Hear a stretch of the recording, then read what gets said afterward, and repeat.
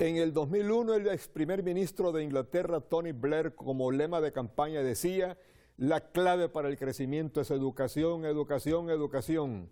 Este día la Universidad Pedagógica instaló el primer simposio sobre educación, en el que se revisarán asuntos fundamentales de la educación en Honduras, con invitados del extranjero y la más variada gama de expertos hondureños en el tema educativo.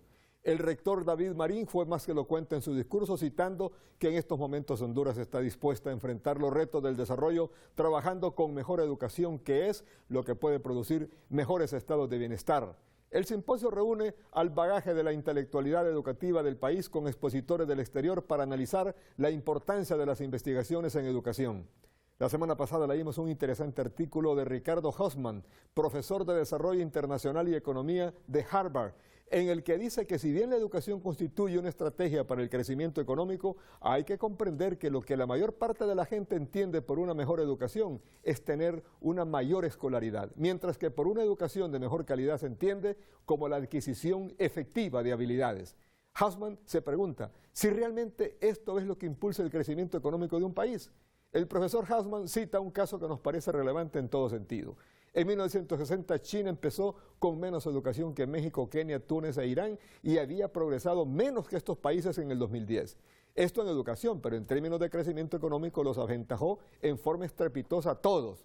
Lo que nos dice Hausmann es que los países que crecen en forma rápida deben estar haciendo algo que va más allá de proporcionar educación. Y hay noticias aún peores para los partidarios del mito educación, educación, educación. La mayoría de las habilidades que posee una fuerza laboral las adquiere en el propio trabajo. Y Hausmann dice algo más sorprendente: lo que una sociedad sabe hacer se aprende principalmente dentro de las empresas y no en las aulas. Sorprendente. En la experiencia personal quiero decir que esto no quiere decir que la educación no sirve para progresar, todo lo contrario. Lo que queremos decir es que la educación teórica aporta muy poco al desarrollo de las personas y de las sociedades. Es la educación con una inyección de práctica suficiente lo que requerimos para tener profesionales entusiastas, dinámicos y no mecánicos, por lo exageradamente teórico. Temas abordados desde este giro deben discutirse en el simposio educativo que monta la UPN, porque si el ingreso de un país está dado por la suma de la producción de cada persona que trabaja, para aumentar el ingreso es necesario aumentar la productividad del trabajador.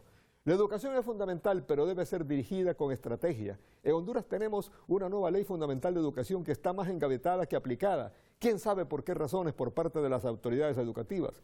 La ley tiene aspectos interesantes que tienden a producir reformas elementales que buscan que el maestro no esté por estar en el aula, sino que las horas que permanezca en ella con los alumnos las use profundizando el proceso de enseñanza-aprendizaje.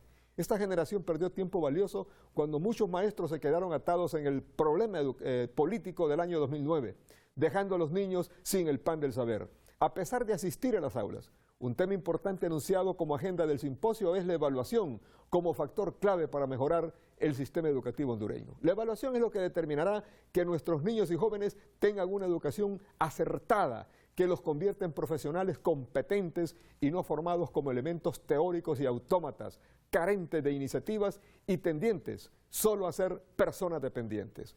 Una estrategia de crecimiento es lo que necesita en la educación hondureña en estos momentos. Es decir, una estrategia que nos dé a conocer una cantidad de gente que esté recibiendo el pan del saber, pero también con un sentido práctico y no solamente desde el punto de vista teórico.